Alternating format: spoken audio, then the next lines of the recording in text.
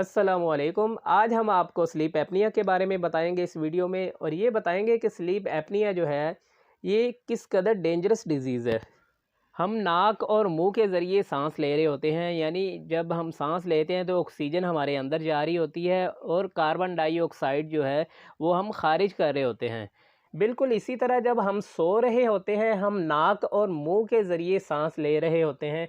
जब हमारे सांस के रास्ते में किसी किस्म की कोई रुकावट आ जाती है, या आपको नेज़ल पॉलिप्स का मसला है, आपके टोंसिलाइटिस बढ़े हुए हों, एडिनाइड्स बढ़े हुए हों, या एलर्जी हो, या किसी भी किस्म की कोई रुकावट हो सांस के रास्ते में, तो आपको खराटे आना शुरू हो जाते हैं। ये तो थे नॉर्मल खराटे।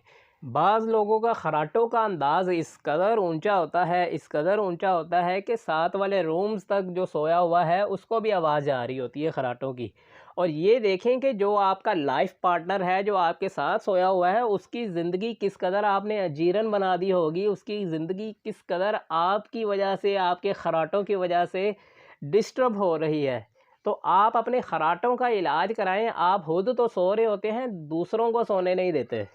लेकिन आपने कुछ ऐसे पेशेंट्स, ऐसे लोगों को भी देखा होगा जो खराटे ले रहे होते हैं, और खराटे लेते हुए अचानक से जब उनका सांस रुक जाता है और घबरा कर उठ जाते हैं, और इसी तरह वो दोबारा सांस बहाल होने के बाद दोबारा सोने की कोशिश करते हैं और सो जाते हैं, और थोड़ी देर बाद फिर उनका सांस रुकता है और अचानक घबरा कर उठ जाते हैं।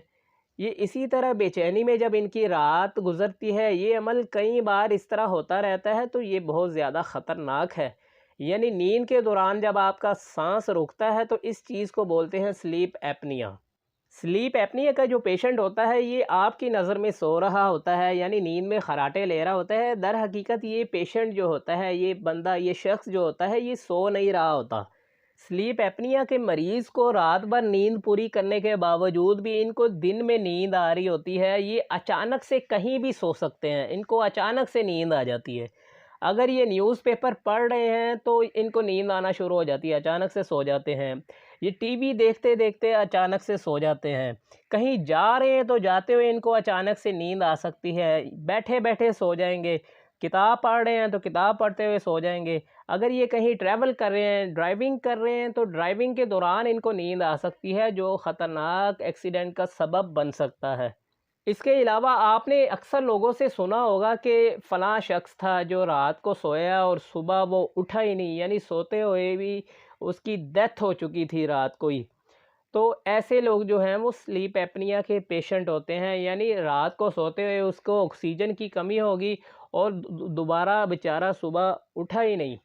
अब मैं आपको बताता हूँ कि किस कदर ये डेंजरस हो सकता है ज़िंदगी के लिए आपकी।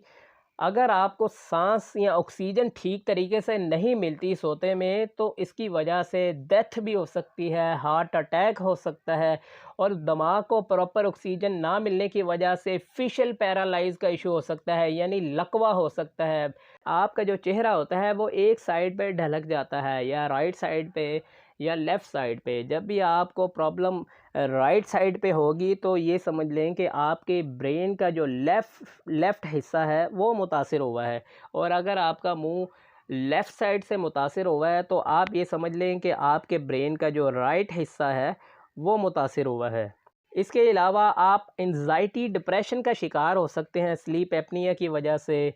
याददाश्त में कमज़ोरी आ जाती है, जिस्म फैलना शुरू हो जाता है, बीपी हाई रहना शुरू हो जाता है, दिल की बीमारियां हो जाती हैं, शुगर के मर्ज़ में आप मुब्तला हो सकते हैं। इस बीमारी को आप कभी भी इग्नोर ना कीजिएगा। किसी भी अच्छे ईएनटी से रब्ता करें, उनसे अपने जाकर अपनी बीमारी के बारे में कंसल्ट करें, और कुछ स्लीप सेंटर्स बने होते हैं, आप उनसे भी रब्ता करें और अपनी बीमारी का इलाज करवाएं।